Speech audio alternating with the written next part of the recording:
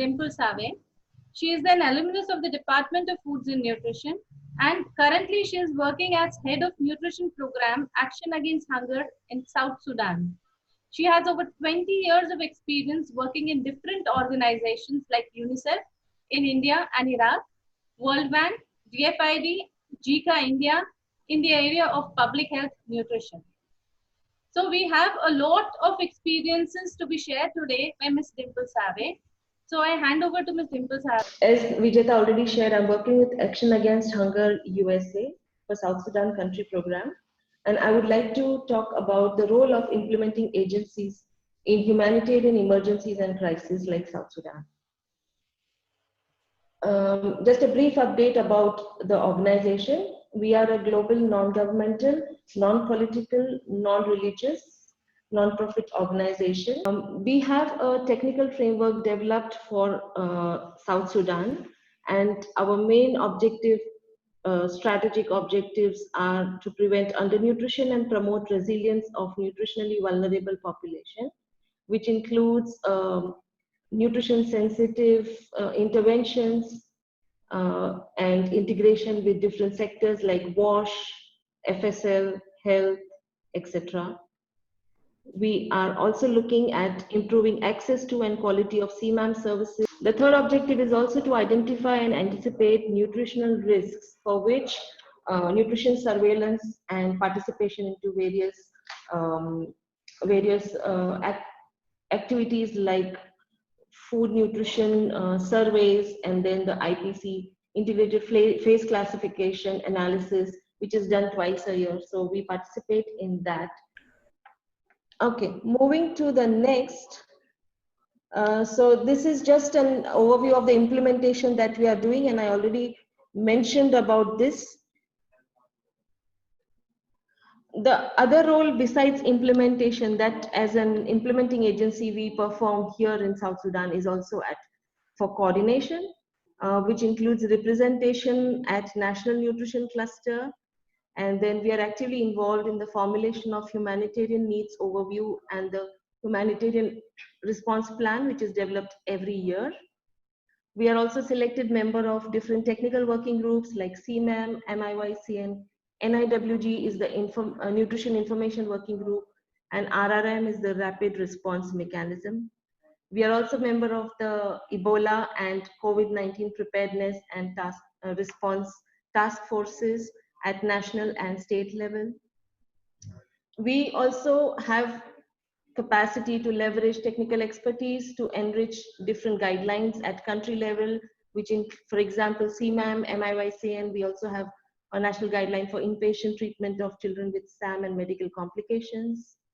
We are an active member of the SUN movement as part of Civil Society Alliance, and the SUN movement advocacy initiatives have taken up very strongly in South Sudan in the past couple of years, and we are representing as South Sudan in various global forums. Besides this, we also get opportunities to participate in different global discussions and operationalize tools, guidelines in context of South Sudan. And this is done with various stakeholders and various donors, and also with UNICEF and WFP globally. One example is GBV risk mitigation. So we were involved in developing the safety audits for South Sudan, along with WFP and UNICEF and the nutrition cluster. And this was rolled out in August last year. We have conducted trainings on GBV, referral pathways, and psychological first aid. And safety audits are being conducted now in South Sudan across all nutrition sites and stabilization centers.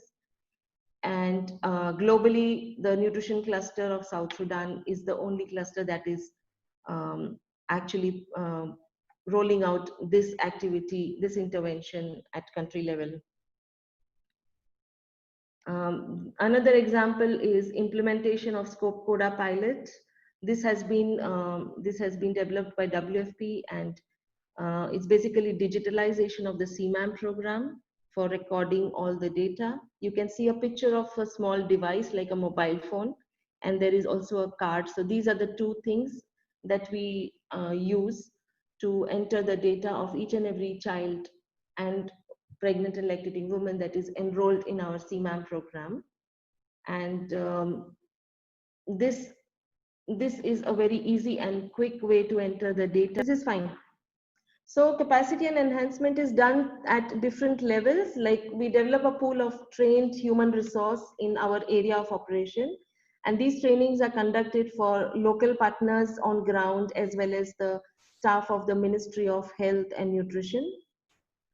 We also have research expertise. We recently conducted research on the combined protocol for acute malnutrition study, and the rural setting implementation of the study was done in South Sudan by Action Against Hunger. The main aim was to check the simplified and combined protocol developed through COMPASS and treat all children 6 to 59 months with SAM and MAM with one product, that is RUTF, with a simplified MUAC-based dosage protocol. And currently we are undertaking another study, which is a SAM relapse study, and it is identifying the prevalence of and risk factors for relapse after recovery from severe acute malnutrition. We also are involved in conducting trainings on CMAM, MIYCN, inpatient training, SMART trainings, trainings for SQUEAK coverage survey, both classroom and then on the job training. Next slide, please.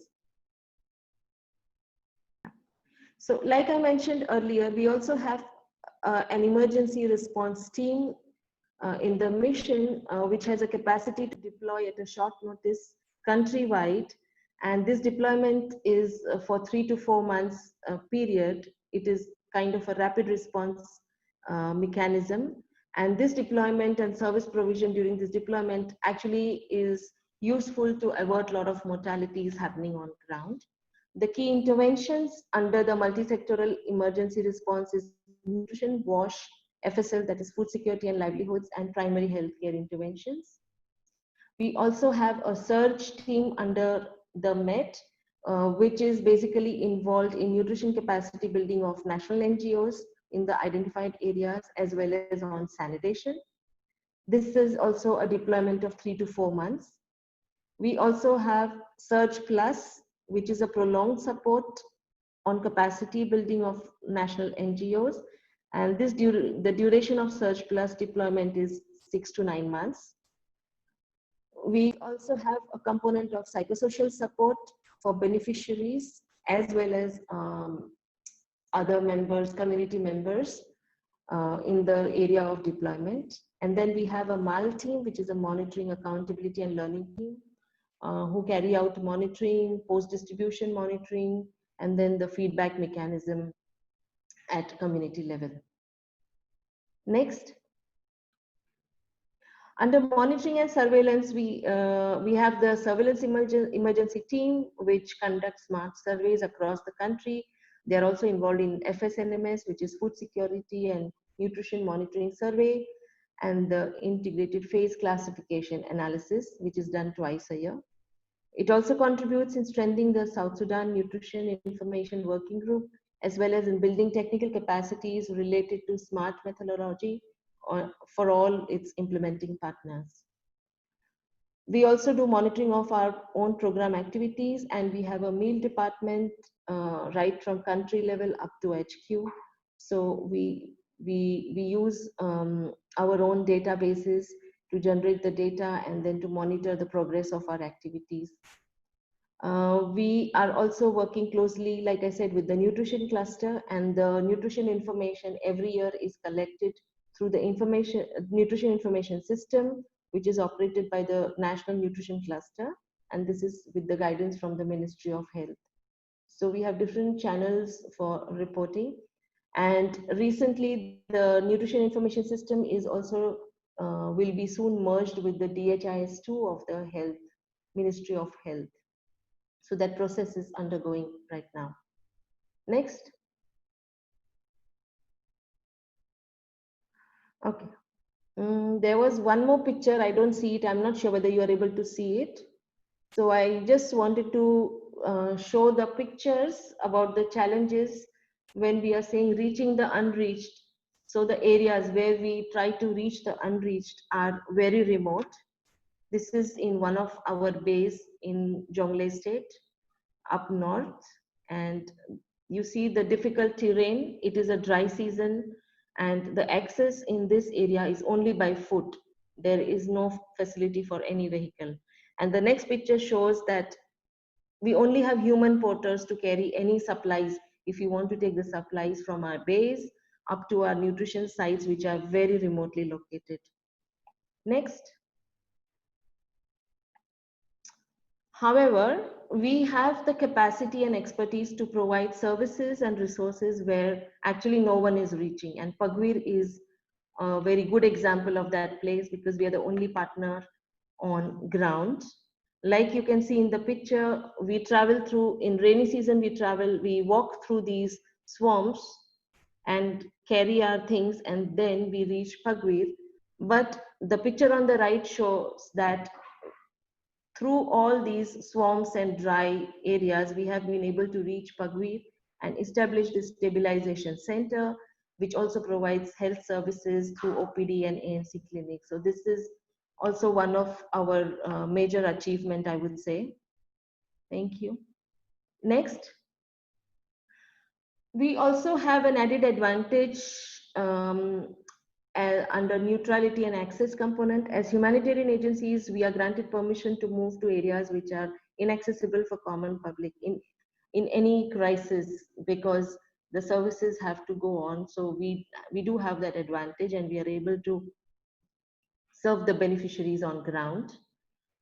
Even during the time of lockdown, for example, right now under COVID-19, we are able to bring in supplies from other parts of the world and store them, and then send these life-saving supplies and PPEs up to the ground level, so that the services, there is no breakage in services on ground. We also have the capacity and access to donate drugs and other medical equipments to health facilities at national and state level. The health system in South Sudan is still trying to revive after the war, and there are still many things to be done. And one of the thing is we are also supporting through providing lots of donations. And it's not only Action Against Hunger, many other agencies do that. So this is how we support. The picture shows one of the stores in our base where we are storing the RUTF and CSV++ provided by UNICEF and WFP. And then there is another picture where we are donating some beds and mattresses for the COVID-19 isolation center in Juba. Next.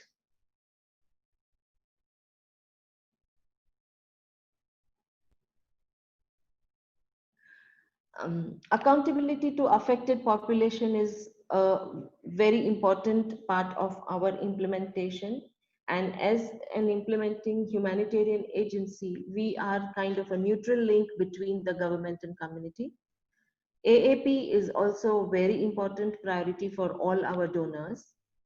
So within our organization, within our mission, feedback and complaints mechanism is well established in all our work areas. And the modalities are chosen based on the context and gender and age considerations. We have identified 5 feedback and complaint mechanism modalities as minimum standards, which include monthly staff meetings between the implementers and the field office staff, focus group discussions with direct beneficiaries at our nutrition sites, individual interviews, comment box at the field office gate. We also have a comment box so that people can anonymously come and put in their comments. And then we also have a fraud hotline number. However, these modalities are used based on availability, like 2 out of our 3 state locations, hotline number does not work. So we do not use that over there because there is no mobile network in that area. We also have IC materials, which we have posted at our project sites. And then we have text into local dialect to inform the beneficiaries and community members on the available FCM modalities. Next.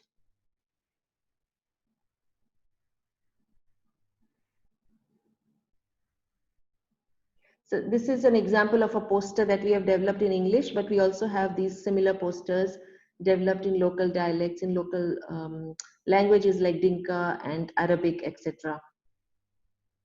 Next.